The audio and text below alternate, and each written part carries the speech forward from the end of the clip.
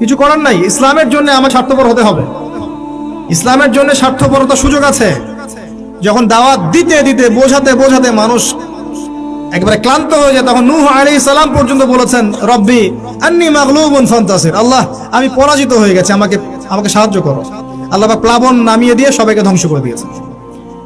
লূত আলাইহিস সালাম শেষমেশ তার স্ত্রীকে ছেড়ে চলে গেলেন। নূহ আলাইহিস সালাম তার সন্তানকে রেখে চলে গেলেন। মুহাম্মদ সাল্লাল্লাহু আলাইহি ওয়াসাল্লাম তার চাচাদেরকে রেখেই চলে গেলেন মদিনায়, হিজরত করলেন। চাচার ইসলাম কবুল করলো না। আবু লাহাব করেছে? করে নাই। ইভেন আবু তালেব, যিনি দীর্ঘদিন নবী সাল্লাল্লাহু আলাইহি ওয়াসাল্লামকে সাপোর্ট দিয়েছেন, সর্বশেষে গিয়ে কালিমা পড়তে বলেছেন নবী সাল্লাল্লাহু আলাইহি ওয়াসাল্লাম, তিনি কালিমা পড়েন নাই, বলেছেন আমি আব্দুল মুত্তালিবের ধর্মের উপরেই থাকলাম। কি হলো তাহলে? ইচ্ছা করে কাউকে হেদায়েত দেয়া যায়? আল্লাহর পক্ষ থেকে হেদায়েত আসে। আসহাবুল কাহফ